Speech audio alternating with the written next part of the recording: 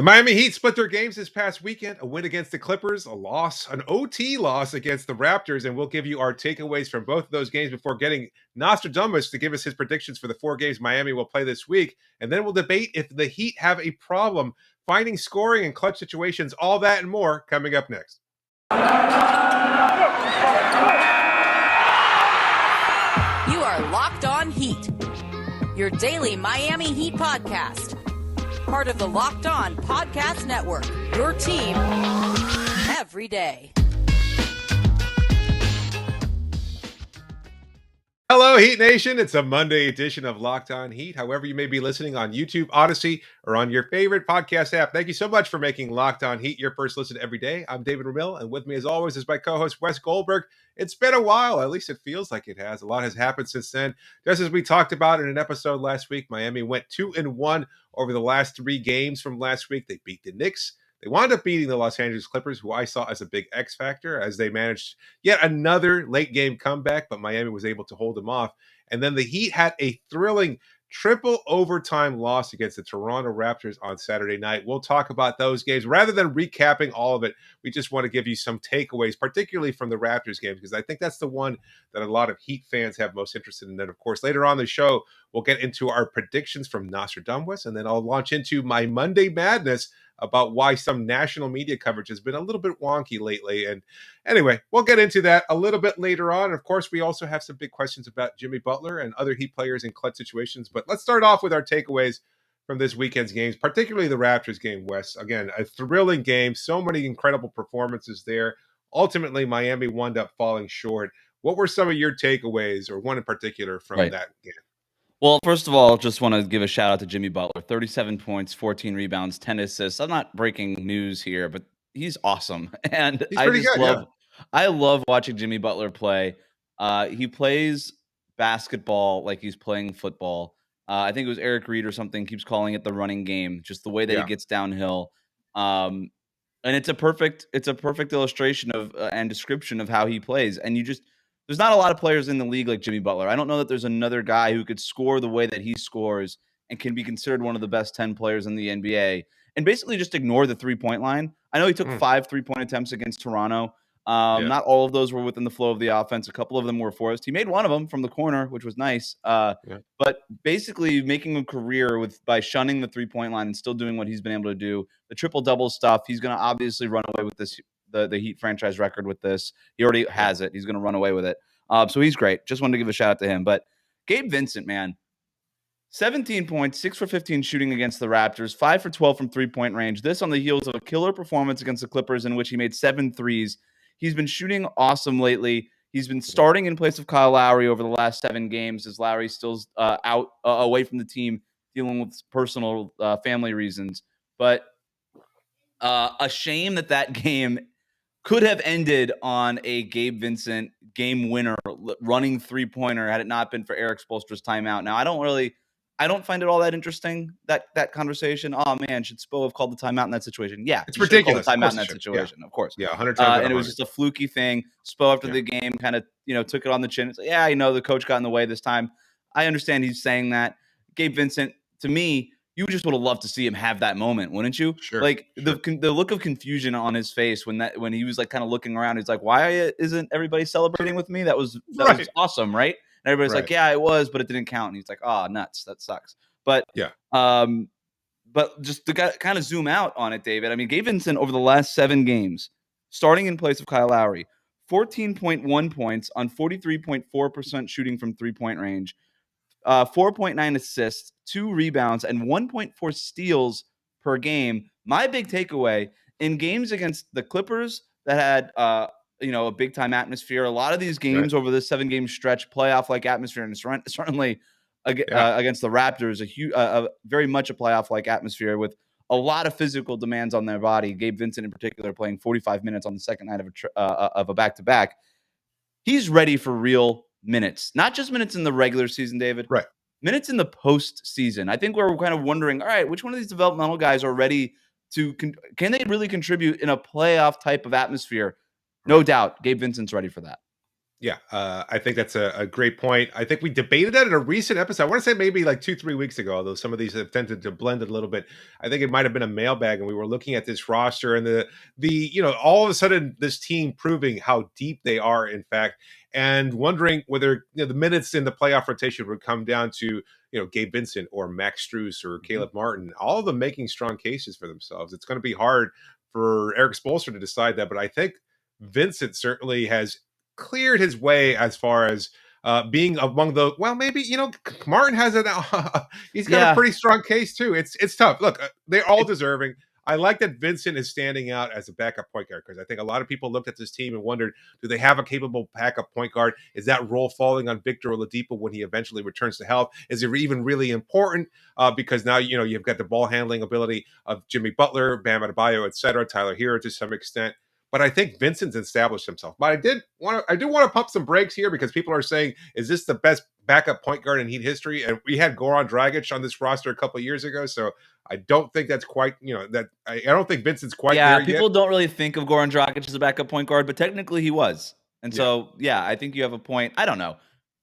I'm not all that interested in that. Like, I don't right. care if he's the best backup point guard in Heat history. Like that, what does that matter? What I care about is that he should be the backup point guard every single night, Oh, getting regular minutes. Because I'm talking about. I know we're talking about playoff minutes right now, but let's remember before Lowry left the team for a little while here, Gabe Vincent was out of the rotation, right? yeah, When the team was healthy, Gabe Vincent was out of the rotation. He was sort of your odd man out, and you found minutes for Strus, you found minutes for Caleb Martin. I do think Gabe Vincent now, and I don't want to be too prisoner of the moment here because he's playing much better than guys. Even Caleb and Max have been fine, but Gabe Vincent's on another level right now, and I right. don't want to be too biased just based on this 7-game sample, but what he gives them from a shot creation standpoint, from a playmaking standpoint. Defensively, he's as good as any Yes, of them, if not better. When I'm that's talking, fair. of that trio. Yeah, And offensively, he does something very key that those guys don't do. Caleb Martin's not creating shots for other people. Max Strus is mm, not creating shots for other people. They need gotcha. other people to create shots for them for the most part. Gabe Vincent can go ahead and just create shots. I asked him when we posted the interview with him on Friday, and I was talking about that shot he had against the Lakers. The Heat have been telling him, "Hey, we need you to be more of a one, more of a traditional type of playmaking point guard, getting guys involved, facilitating," and that kind of Mhm. went against his natural instincts. But he still has that, like Yeah, laying dormant in him, is that instinct to be like, you know what, I'm just going to go get myself a bucket right now. And there have been yeah. moments where we've seen that here and there, and I as he continues to find the balance of that, because there's still some times where he should be doing one, where he should be doing where he's doing the other. But as he continues to grow and find the balance with that, I don't know. I just think that he's got an ability that those guys don't. And so maybe it is worth saying that of those three, worth asking, of those three, should Gabe Vincent be getting the lion's share of the minutes? Should they be finding time for him as opposed to Caleb Martin and Max Strus when everybody is healthy? It's a constantly evolving question because I think even Yes. last week we're talking about Caleb Martin and his defensive abilities to be able to lock down, to be able to guard De'Aaron Fox or Steph Curry within a week's period, and that kind of skewed our perspective to some degree. It's not necessarily a prisoner of the moment, but we're seeing a player come into his own at just the right opportunity and making the most of those Yeah. opportunities. And so it's a natural question, I think, but And we'll we're see how it seeing plays kind of out. new layers to their game. Right. No, that's a good Yeah. point. Yeah, and look, I also want to mention too, for our YouTube audience that doesn't know exactly what Wes is referring to, we recorded interviews with Gabe Vincent and Caleb Martin, but Mhm. because there was, those were audio interviews only, there is no YouTube video. So make sure you go check those out by subscribing to our podcast as well. But I do have some takeaways of my own, and one of those is I wouldn't say the matchup, but the comparison of Bam Adebayo versus Pascal Siakam, because I think that was certainly one of the more interesting ones from a really, really great game in general, was seeing Bam Adebayo, I hate to say shrink in the moment, but not necessarily be as aggressive as we've seen him be in the past. When I was watching this game, I'm looking at Siakam, and he's a lot more like Butler in the regards where he's getting that ball at the elbow or outside of the perimeter, and he's initiating right away. He takes a second to kind of to survey the defense and what's required of him, and he attacks. He Mhm. attacks, he attacks, he attacks. And he's either going to get to the rim and get to the bucket because he's that long and that athletic and that rangy, or he's going to draw a foul. Guess who else does that? Jimmy Butler. Guess who doesn't do that? Bam Adebayo. And I hate piling on him because we've gone through this in so many different forms and iterations over the last couple of years of whether or not Bam is aggressive or not aggressive enough. And we've seen moments from him. He could have done more against the Raptors. And I don't think there's anything there on that Raptors defense that were particularly challenging him other than whatever limitations he's imposed on himself. He's just holding the ball for far too long. And I know part of it is because he's a damn playmaker. That's who he is. And that's great. That's what makes Bam so unique. But he has to be able, if there's going to be a next step for him to reach his evolution of being, in my opinion, the best center of the game, it's going to be because he has to be able to be more aggressive offensively and create a shot for himself. Outcome be damned. Like we saw him have, I don't even know, 6 turnovers yesterday anyway. Being passive. Why not just be aggressive and force the issue? Put make the referees have to make a decision one way or the other. And so to me, that comparison was one that was really striking. And I think Siakam, as good as Bam has been this year, and I'm not knocking him whatsoever, I think Siakam is more deserving of an all-star selection. If you're just looking at these two players in a vacuum, I think Siakam has been the better player than the two. But anyway. Well, Bam's also missed 22 games. That matters. But, Bam went to the line. He took 7 free throw attempts. Siakam only took 6 in that game. But the eye test, you're right. And look, you're right. Bam Adebayo could have been more aggressive. To me, this was a big man struggling on the second night of a back-to-back, a guy who has missed a bunch of games with an injury. Maybe his conditioning isn't right where it should be or typically is. And so to me, I was watching that game. I was like, this dude is tired. Like in the fourth, midway through the first quarter, I'm like, this dude is laboring already. And I'm sure he didn't expect this game to go to triple overtime. So, but you're right. Like that's an interesting dichotomy too, because Raptors fans for a while they were like, Pascal Siakam's too aggressive. He thinks he's one of the best 15 players in the NBA, and he's acting like it. He's playing like it. He thinks he should be shooting 25 times a game. Can he rein it back a little bit and be more of a playmaker, more of a team guy? And it's sort of the opposite with Bam and Heat fans. Heat fans want him to just be more aggressive all the time and not play make so much. But you're right. It is a part of his game. It's a part of his offense. The big question with Bam going forward is he going to end up being more Draymond Green? Right? Kind of skeleton key, everything on defense. Yeah. One of the best defenders in the NBA, if not the best defender in the NBA, who's a playmaker, mismatch guy in those situations. Or does he end up being more Nikola Jokic, dominating, finding his spots on the court? It'll take a while to balance playmaking with getting your own shot, just like it did with Jokic. But that's the big question. Bam's got a crossroads. By the way, I think the Heat would have, when they drafted Bam out of Kentucky at the end of the lottery, if you would have said, hey, he's either going to be Draymond Green or Nikola Jokic, they'd have been like, great, we'll be fine with either outcome. By the way, Pat Riley compared Bam to Draymond Green days after he drafted him. This is how they view him. Jimmy Butler is the guy going out and getting 37 points a night. He's the guy that's the aggressor. And maybe Bam could add more of that to his game. But I'll say, look, interesting. With a Draymond comparison, that's fine. Like there's certainly similarities there, and I totally get that. But Draymond looks a lot better playing alongside Steph Curry and Klay Thompson and Kevin Durant, etc. I look, it's not a knock on Draymond. You know how I feel about Draymond. I think he's a great Bam is player. much more skilled and talented offensively than Draymond ever was. No doubt about it. To your point. Exactly.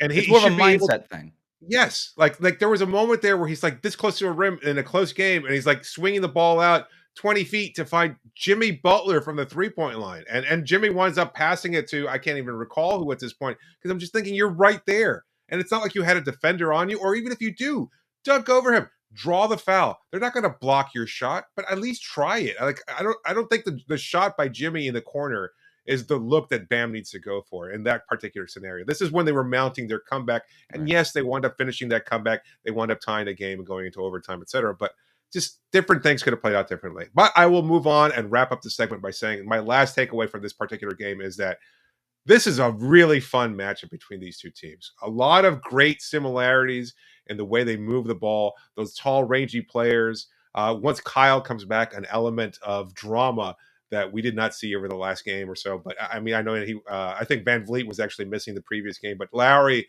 against the Raptors would be fun in a playoff series. I said this last week. I think I want to reiterate that now, just because we had that triple overtime game. And yes, I don't want every game to be triple overtime, but this would be a fun series. If this is a 1 versus 8 matchup in the playoffs, or a 2 versus 7, or even a 3 versus 6, this would be really, really fun, really, really interesting. Two great coaches, a lot of great players, championship experience on both sides of the ball there. I just love the way these two teams attack. They play different pace, perhaps, from the Raptors, much more transition based, much more looking to push the ball up as quickly as possible. But Miami certainly has elements of that as well. They thrive in that kind of offense. So to see these two teams match up and with all the switching, the constant switching on defense, man, tell me that wasn't a fun game and that you wouldn't want to see this 7 times in a 7-game series.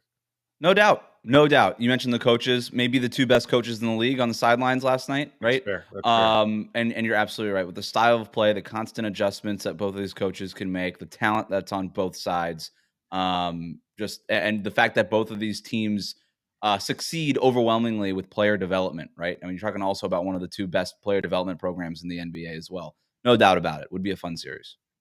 All right, we'll talk about our predictions for this week's action in the next segment. But first, just a reminder that if you've made resolutions this year and if you're looking to keep to those resolutions, and if they happen to be about losing weight or eating more healthy, then Built Bar is the protein bar for you. It tastes like a candy bar, maybe even better than a candy bar. They're soft, easy to chew, 100% covered in chocolate. Just great, great flavor. So many different flavors to choose from. You can get a mixed box with all of your favorites. Keep some for yourself, give some out to coworkers, friends, or family. So many different options. But you can take advantage of the best offer on the market right now. If you go to built.com and use the promo code LOCK15, you'll get 15% off your order, but only if you go to built.com. You can get 15% off your next order of Built Bars by using the promo code LOCK15 at built.com. All right. Thank you for making Locked On Heat your first listen every day. We'll have a ton of trade deadline content coming up over the next couple weeks, and the Locked On NBA Network will be hosting a live draft show the day of the trade deadline. So make sure to tune in to that. All right, it is time for Nostradamus. We make predictions for the week of Miami Heat games. David, let's start with our first game. Yeah, on Monday, the Heat will travel to Boston to take on the Celtics. And so, Nostradamus, I have a question for you about that game. Who will make a greater case as being an all-star reserve, Jimmy Butler or Jayson Tatum? This is a good question. So Jimmy Butler is, first of all, questionable right now with a right ankle sprain for that game. I don't know whether or not Jimmy Butler will play or not, but my sense is that he will. I don't think that. I think Jimmy Butler he tries almost always to play through these kinds of injuries. We saw this the last time he sort of re-aggravated the sprain, that he just went out there and played. So if he plays, this is a really, really good matchup. Tatum over the last 4 games, 38 points, 20 points, 36 points, 51 points. Jimmy Butler in his last 4 games, 37 points, 26 points, 22 points, and 20 points. Not the same point total as Jayson Tatum, but certainly doing more from a playmaking and a defensive on the defensive end. And that's why it's such an interesting matchup. So first of all, for what it's worth, I think both of these guys get in as all-star reserves. There you go. But the big question is, who gets named the starter if and when they have to replace Kevin Durant in that front court? And so I have a feeling this goes to Jimmy Butler overall, just because I think that the coaches will reward the team with the better record. Coaches tend to just think that way. That said, in this game, I don't know. I know he's coming in with a bum right ankle. I still like Jimmy Butler's chances here. They held Jayson Tatum the first time that these two teams played to just 10 points. Tatum has gotten much better since then. He kind of started the season a little slow, but I like Miami's defense in this matchup. I like the way they match up against the Celtics, and I like Jimmy Butler to have another big game and maybe to slow down Tatum a little bit. 52 minutes against the Raptors on Saturday. I hope he does not play, to be 100% honest with you. Like, I know that he does tend to play through these injuries, but I don't want this to be further aggravated and to see something pile up over the course of the season. Like, his health needs to be the most important issue here, not all-star consideration or anything like that. To your point, however, I agree with you that there's a good scenario in which both of them enter there, and they're just different players. As far as the starting nod, I don't know about Jimmy Butler getting the starting nod over Jayson Tatum, but it's a good question. We'll have to see how it plays out. We'll find out soon enough, right? Later on this week, the All-Star reserves will be announced publicly, and of course, we'll bring that to you. But the next game that the Miami Heat play, well, hey, they take on the Toronto Raptors yet again on Tuesday in Toronto this time. Probably no Kyle Lowry for that matchup either, but that begs the question, however, of which Tyler Herro will we see against the Raptors on Tuesday? Well, we got two different Tyler Herros over the last few days in these constant matchups with the Raptors. On January 17th in the win, 23 points on 8 for 16 shooting. This weekend in that loss, 13 points on 5 for 22 shooting. Look, I think we get the former version of Tyler Herro, the one that could score 20-plus points, look like the sixth man of the year favorite and all those things. Because what it's worth, I actually like the looks Tyler Herro got at the in that Raptors game they played Saturday. They were open looks. It wasn't as if this was a situation where Tyler was having a problem with Toronto's length that gives a lot of ball handlers, smaller, type of ball handlers like Tyler Herro. They give a lot of those guys issues across the NBA. To me, that wasn't the problem with Tyler. I actually really liked how Tyler was finding space for himself. He was getting into his bag with the side steps, the step backs. He was getting into those mid-range areas. He was going to that quick first step whenever he had an opportunity to. He was avoiding the sidelines where the Raptors like to switch and trap guys. He was avoiding that. He was playing more towards the middle of the floor. I really like Tyler Herro's floor game. It just he was laughing at himself by the end when he missed that wide open three that he created for himself. He's like, I can't get anything to go in. I think that changes. I think those shots start going in on Tuesday. I have to agree with you there. Like, I don't even know at what point it was, at the end of the fourth or one of the three overtimes. But it was like this floater that we've seen him hit a billion times. Yeah, and it was like it felt like 2 feet short. Like it was just he didn't have any oomph in it. And again, maybe it was the second night of a back-to-back, but something was missing there. This is not the version of Tyler that we've come to see so regularly over the course of the season. And I agree with you that I think we'll see a better version of him. But the next game after the Toronto Raptors rematch, Thursday, the San Antonio Spurs, the game that was canceled when Miami kicked off that 7-game road trip an eternity ago. That game was postponed because of health and safety protocols. So many players on the roster unavailable. Of course, Kyle Guy not able to travel quickly enough to join the roster in time to play that. But now that this game is being replayed, or now it's being taken advantage of here, who wins the battle of points in the paint? The Heat or the Spurs, Nostradamus? Well, the Spurs are second in the NBA in points in the paint scored per game at 53.8. The Heat rank first in preventing points in the paint. They allow just 39.7 per game. So is it going to be more of Miami shutting it down, or is it going to be more of the Spurs getting to the bucket whenever they want, as they have for most of the season? It really comes down to whether or not Miami could stop Jakob Poeltl and DeJounte Murray and Keldon Johnson. Those are the three guys for them who lead the Spurs in points in the paint. So this is going to be, to me, a big game for Bam Adebayo. Can Bam limit Jakob Poeltl at the basket and then get out and crowd the space of guys like Keldon Johnson when he's trying to drive and attack the basket, and guys like DeJounte Murray, who have made a bit of an all-star case himself in the lead up to these votes. So I think this is going to be a really big game for Bam. I think it's going to be a big game for Miami's switching style defense and things like that. And I actually like Miami's chances to limit the San Antonio Spurs points in the paint. I like how San Antonio is dedicated to getting to the basket, but for the most part, that's coming against teams that don't rank first in the league in points in the paint defense like the Heat do. So I like the defense over the offense in this matchup. Yeah, good point. All right, we'll wrap up our segment here with our last question: a Saturday night matchup where the Heat travel to the Charlotte Hornets. Then everybody on Charlotte, who has the bigger night here? Caleb or Cody Martin, the matchup of the two twins? So Cody's starting right now for Charlotte while Kelly Oubre is out. Caleb's still getting minutes, not starting, but could be starting depending on how this Jimmy Butler ankle situation turns out. So who knows? We could get a Cody versus Caleb starting lineup to start this game. But both are having career years, the two twins. Cody is averaging 8.1 points per game on 46% shooting, 43% from three-point range, 4.3 rebounds, and 2.7 assists. Caleb Martin, 9.3 points per game on 50.5% shooting, 37% from three, 4 rebounds, and an assist per game. I don't really know who has the bigger night. Both of these guys have been playing awesome for their respective teams. It depends on who's getting more minutes.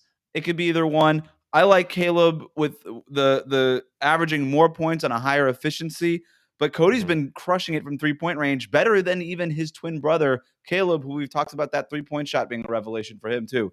I don't know who's going to outplay the other one. I don't really care. I'm just looking forward to the matchup. Yeah, the first time they've ever played against each other, right? Especially at the professional level, certainly, but even at the collegiate level, they've always been teammates from UNLV and everything, every other school they played at. So this is going to be a first for them. It's going to be interesting. I'm sure it's going to be a much talked about story. But something else that's being talked about a lot is the Miami Heat and their inability to find just the right amount of scoring in clutch situations. Something we'll talk about in our next segment. So stay tuned here on Locked On Heat.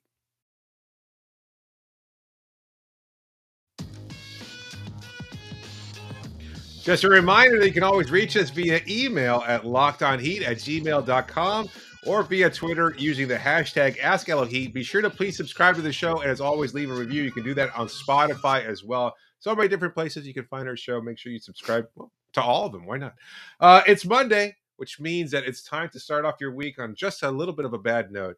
That means it's time for Monday Madness. That's right, where I rant a little bit about a current issue regarding the Miami Heat, or in this case, national media in general, because I saw some pretty disturbing coverage last week after an ESPN reporter that I'm sure a lot of people listening to this show or watching this show know about, Mina Kimes, described San Francisco 49ers quarterback Jimmy Garoppolo in less than flattering terms. And of course, Mina, being a woman, I think is a big part of why she was attacked pretty publicly by former NFL quarterback, former 49ers quarterback Jeff Garcia, trashing her, talking about why anybody should pay attention to her and her opinion. And I have to say, that is absolutely abhorrent. I think we've seen this even in our own coverage of the Miami Heat West, where people question whether or not we know the game and things of that sort because we didn't play the game. And we've seen this even kind of trickle down through the inside the NBA studio hosting. The guy, you have to have Charles Barkley and Kenny Smith and Shaquille O'Neal, who, neither of them deliver particularly poignant takes on this game. They don't seem to have any kind of key observations to offer or anything like that. Their only real criteria for them being on the show as well, they actually did play the game.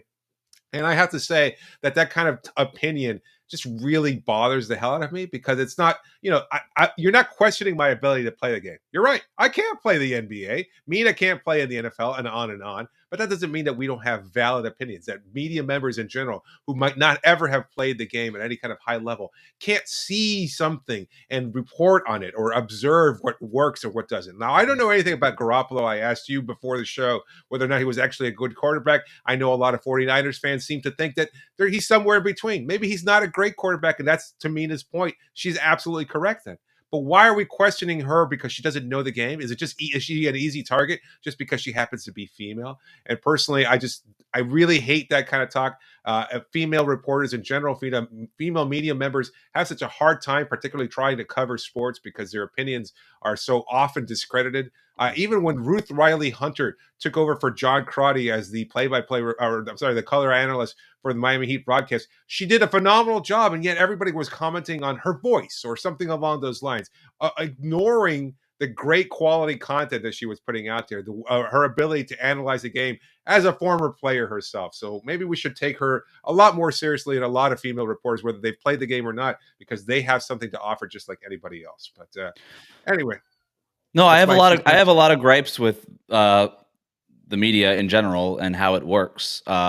I don't think I've made any secrets about that, but this is obviously one of the biggest problems with it. And when you're trying to diversify the media coverage, if you want everybody to be, Bob Costas, and I'm not disrespecting Bob, he does a great job, but if everybody's just supposed to look and sound and talk like Bob Costas, I think it would be a really boring media scene. You need to diversify things, and there's ways to go about it. I don't think that they're going about it the right way either. I think certain people who look certain ways or sound certain ways or have certain amount of experience get pigeonholed into certain roles, aren't allowed to expand, right? Yeah. Like, I don't. I just don't really see a lot of value in having, the one female person sitting in the middle of a first take desk with a reporter, somebody who came up traditional media on one side, and somebody who played in the NFL on one side, screaming at each other, and the woman can't get a word in sideways, and she's just there to basically play facilitator, and she's kind of at a losing battle because both those guys are looking like jerks the entire time. I just have a lot of issues with the way that everything plays out. But to the specific point of people like Mina and things like that, look, you don't have to play the game to know the game. Does it help? Absolutely. Are there things former players can do that I think anybody that people in traditional media can't do. 100%. They have relationships with players that a journalist will never have. They know the game in a way that I don't think journalists will probably ever know the game. It doesn't mean that they don't. It doesn't mean that they know the game any better. They just know it differently and in a way that a traditional journalist can't know it. To the same point, a journalist, somebody who talks to people, reports, has boots on the ground, knows people, can put things into context, historically and contemporary context. That's not something I see ex-players now in the media doing very often, because they are leaning back on what they know and their experiences, which I love to hear a good story from a former player in the media. Absolutely. But I also want to hear people like Mina who are so smart. And by the way, I love consuming the NBA. I also really like consuming the NFL. I will listen to 1,000 NBA podcasts and be just fine. I love listening to people talk about the NBA. I have a harder time listening to people talk about the NFL because I just don't think the product is as good as far as the content covering the NFL. The only podcast that I can listen to for a substantial, like for multiple episodes, multiple weeks in a row, is Mina's NFL podcast. I think she does a tremendous job making it easy for dumb people like me to understand it while also keeping it entertaining. That's a really hard thing to do. She's very, very good at her job. And there are a lot of people like her who are very good at their job that deserve more respect. Right. Now, look, I'll wrap it up with this. Zach Lowe or Kendrick Perkins, which one of our viewing audience thinks that they're a better analyst of the game right now? Like, Perk is fine as a former player. He certainly has loud opinions, and I think that's his role. But as far as the better opinion or probably the more complete opinion, I think certainly Lowe is leaps and bounds above what Perk can provide. But anyway, we'll wrap up our segment here, and we'll talk a little bit about a problem that I think a lot of fans are concerned about, which is late game execution, maybe particularly from Jimmy Butler, because I think we've seen that Miami just lacks a clutch scorer. Like they give up games when they have big leads. We've seen teams come back on them, etc. You wonder whether or not it's just the right situation to go to Jimmy, etc. We've looked at some of the numbers here, and I think, Wes, you have a pretty strong take as to whether or not Jimmy Butler might be the best closer on this team. Well, I don't know who the best closer on this team is, but right now, Jimmy Butler, 2.4 field goal attempts per game in the last 5 minutes of a game. That's within 5 points. 2.4 field goal attempts per game, shooting 30.3% overall. He hasn't made a three in those situations all year long. He's only made 14 or 15 threes all season, so whatever. But Tyler Herro. People think that Tyler Herro should be getting the ball in those situations, but he hasn't fared all that much better. Just, again, 2.3 attempts per game in those situations, basically the same as Jimmy. And only shooting 32.4% in those situations. He is shooting 39% from three-point range, which is much better than what Jimmy can do. But look, people get hung up in the percentages and all that stuff. At the end of the day, it is such a small sample, and it is so hard to really justify any kind of conclusions from that. Lowry has been awesome in those situations. 53% on 1.3 field goal attempts in those situations. PJ Tucker is shooting 50% in those situations. Gabe Vincent is shooting 50% in those situations. Whatever. That's awesome. Yeah. But it's not enough to actually base a conclusion. There's a couple things at play here, and I think we saw it play out against the Toronto Raptors over the weekend, that you kind of just go to your main man. You go to your number one option. You go to your alpha, and that's Jimmy Butler. You just do it. Right. And it's a respect thing in the NBA, and that's what people don't really understand. You're like, you should have been going to Gabe Vincent since the end of regulation. I don't know. If you're drawing up a play, Gabe Vincent has been awesome. We've established that. But who has really earned your trust more over the years? No doubt it's Jimmy Butler and what he did in the bubble and every game since then. What Tyler Herro has been able to do in terms of elevating his game. I actually think Tyler Herro, people are wondering whether or not he should have been in the game late. He should have absolutely been in the game late. They got it to him a couple times. He had open looks. They didn't go in, but that's his job, is to create shots. He's the best on the team at creating a shot for himself from anywhere on the floor. But Jimmy Butler is really damn good at it too. I have no problem with going to either of those guys, Jimmy Butler or Tyler Herro. And by the way it works on these plays, especially with the way that Eric Spoelstra draws up ATOs and late game situation plays and stuff, there's multiple options on one play. Jimmy might be your first option, and if Tyler's your second option, that's just fine. I have no problem with what they've done in these late game situations. They've just been a little unfortunate the way that they've ended for the Heat. Yeah, I know that he had a reputation, a well-earned reputation of being a clutch player, etc. We've seen moments like that from him in the past where he was able to get to the line or get that bucket. Yeah. Some of those just haven't fallen. Maybe it's because he was, struggling with his ankle on Saturday's game. Maybe it's the fact that he played 50-plus minutes against the Toronto Raptors, etc.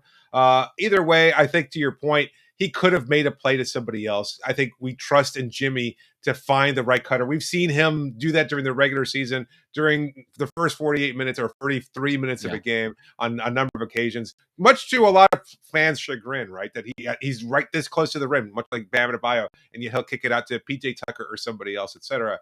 I think that's certainly a part of Jimmy's game too. So if he had seen a better play out there, he would have made the quote unquote right play. The same criticism that LeBron James got on so many occasions. Yep. But you know what? I think we're kind of ignoring here as to why Gabe doesn't get the shot or Tyler doesn't get the shot is, look, you said, it's a respect situation here in terms of Jimmy Butler and everything he's done as an NBA veteran, his contract. That's just the way it works in the NBA. That's the way it always has. He's the highest paid player on the team. He's a superstar of this team. He's the one that brought you here. He's going to get the ball in those situations. That's just it's the same reason why he gets to take the technical shots instead of Duncan Robinson when he's on the floor. It's just I will say we probably could do a deeper dive of like Dwayne Wade's numbers, and so many people think about those big shots he took throughout his career. But the reality is, I feel, maybe I'm wrong, I feel like a lot of those were more often missed than made. And yet, who did you go to every time? Dwayne Wade, no question. Who are you going to? Chris Bosh? No. You're going to Dwayne Wade in those situations. That's just the way it's always been. The same thing was with Kobe and Michael Jordan. You look at their numbers, like they didn't make it. Those are really hard situations. Those numbers, people think, oh, those numbers should look like the regular numbers of balance of a game or a season. No, those situations are much more difficult. Defenses are keyed in a way that they aren't for the first 47 minutes of the game. And and you're dealing not just with a revved up defense, but also the clock is a factor as well. Right. It's just, and so is fatigue, by the way. So those are really, really tough situations. The best you could do is have moments the way Jimmy Butler has moments, the way that Tyler Herro has moments. The best you could do is have moments and earn that trust and just give your team the best chance possible.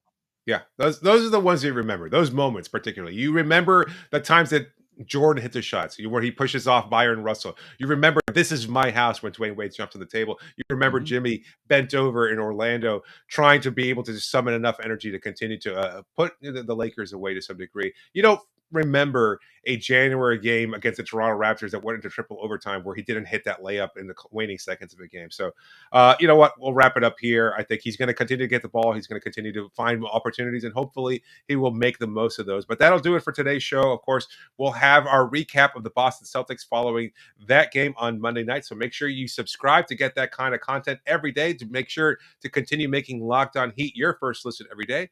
To make your second listen, you should go to Locked On Bets, your daily one-stop shop for all of your gambling needs. Signing off for now. Thanks so much for joining me. Wrap it up, B.